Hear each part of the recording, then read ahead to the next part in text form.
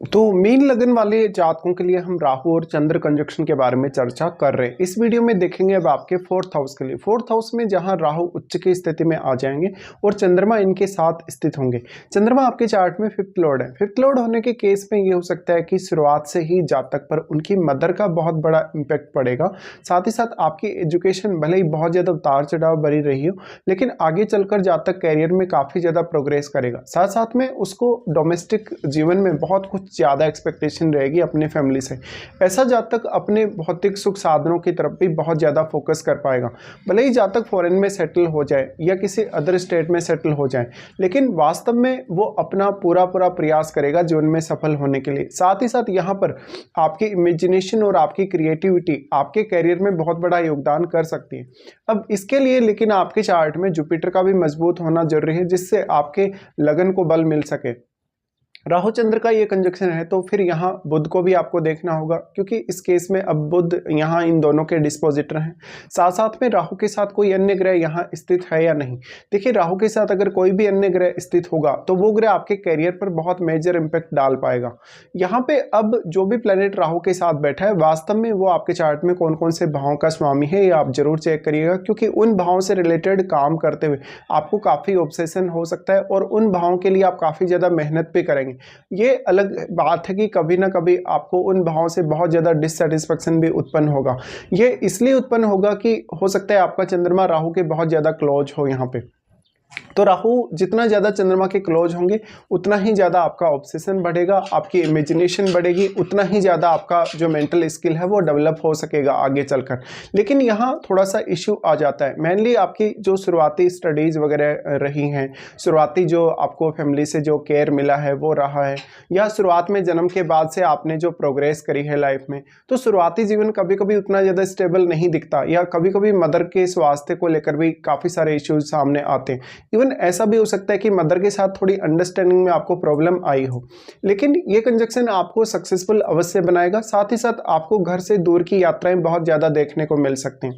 अगर फिर हम बात करें यहाँ राहु के साथ बैठे हुए ग्रह की, तो राहु के साथ अगर इनका कोई मित्र ग्रह यहाँ होगा, उस केस में आपको फोर्थ हाउस को मैनेज करने में बहुत ज़्यादा फायदा मिलेगा। लेकिन यहाँ अगर राहु का कोई शत्रु ग्रह होगा, उस केस में आपको घर से दूर जाना पड़ सकता है। इवन छोटी आयु में ही आपको घर छोड़ना पड़ सकता है। हालांकि कोई ना कोई स्पेसिफिक बड़ा पर्पज होगा वास्तव में, या तो आप कैरियर में बहुत आगे जाना चाहेंगे या फिर डोमेस्टिक लाइफ का सुख बहुत ज़्यादा प्राप्त करना चाहेंगे।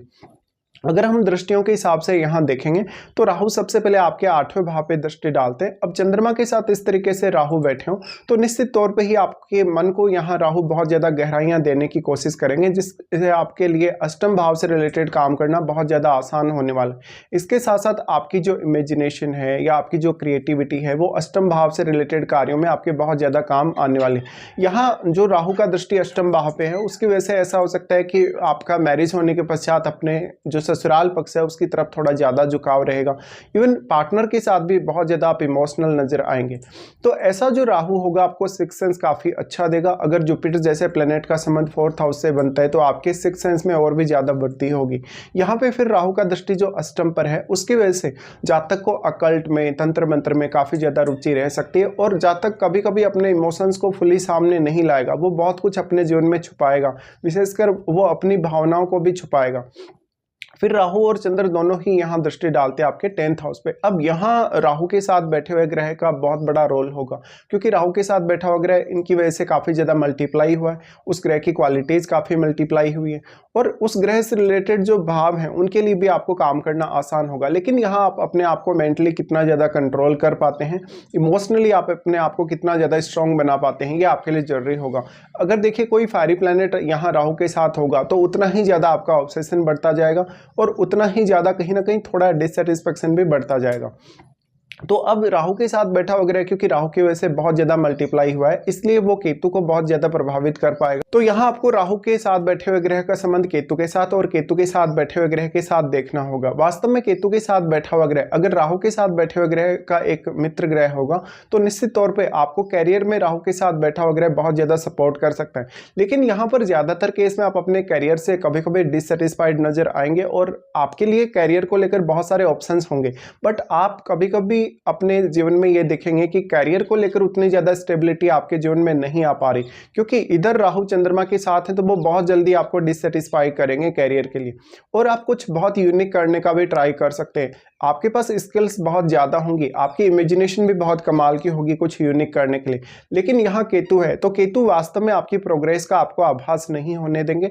वास्तव में जो आप चाहते हैं वो आपको मिलेगा जरूर, लेकिन वास्तव में उतना ज़्यादा नहीं जितना आप चाहते हैं, क्योंकि यहाँ आपकी एक्सपेक्टेशन बहुत ही ज़्यादा होंगी। फिर राहु का दृष्टि आ जाता है आपके 12th हाउस पे। 12th हाउस पे राहु दृष्टि डालें तो यहाँ फिर आपके लिए शनि उतना ही ज़्यादा इंपॉर्टेंट हो जाएगा। और वैसे भी राहु शनिवत ही चलते हैं, बट राहु उच्च के हैं तो बुध आपके लिए ज़्यादा मैटर करेंगे यहाँ पर शनि की तुलना में। पर क्योंकि शनिवत राहु हैं तो आपके चार्ट में शनि फिर भी ठीक ठाक स्थिति में हो तब भी आपको बहुत अच्छे रिजल्ट राहु दे सकते हैं। यहाँ पे अब राहु का जो दृष्टि है 12th हाउस पे, उसकी वजह से आपको आपके फैमिली पर बहुत ज़्यादा खर्चा करना पड़ सकता है। आपको फॉरेन में सेटल होने के लिए ये कंडीशन बहुत अच्छी रहेगी। इमेजिनेशन, और क्योंकि जो 12th हाउस है वो भी हमारी क्रिएटिविटी से जुड़ा है, आप कोई भी प्रकार का ऐसा काम कर रहे हैं जिसमें आप राइटिंग वगैरह कर रहे हैं या अपनी स्किल्स का इस्तेमाल कर रहे हैं या इमेजिनेशन से जुड़ा कोई काम कर रहे हैं, वाणी से रिलेटेड कोई काम कर रहे हैं, तो यहाँ पर बहुत सारे ऑप्शंस आपके लिए निकल के आ जाते हैं। अब आपके ऊपर डिपेंड करता है कि आप कौन सा ऑप्शन अपने कैरियर के लिए या अपनी जो भी आपकी हॉबीज़ हैं, जो भी आपका इंटरेस्ट है उसके लिए चुनते हैं। तो यहाँ पे थोड़ा कन्फ्यूजन आपको जरूर क्रिएट होगा जब भी आप अपना कैरियर चुनने के लिए जाएंगे या कैरियर में प्रोग्रेस के लिए देखेंगे। लेकिन आप कोई भी इस प्रकार की अनएक्सपेक्टेड इच्छा अपने आप से या किसी भी अदर फैमिली के पर्सन से ना रखें जो पूरी ही नहीं हो सकती वास्तव में। तो ऐसा जब तक कभी कभी अपने कैरियर को लेकर बहुत ज़्यादा सपने देखने वाला होगा, राहु जब 12th पे दृष्टि डालें तो यहाँ कभी कभी मन में बहुत ज़्यादा भय भी उत्पन्न होगा अगर जुपिटर आपके चार्ट में अच्छी स्थिति में नहीं है या बहुत ज़्यादा कमज़ोर हो तो ये कुछ प्रभाव या परिणाम आप लोगों के सामने आएंगे। इसके साथ साथ आपको अपनी महादशा पर भी ध्यान देना रहेगा। वास्तव में आपको राहु की या चंद्रमा की या इनके साथ बैठे हुए किसी ग्रह की महादशा है या नहीं, ये आप अपने चार्ट में चेक कर सकते हैं।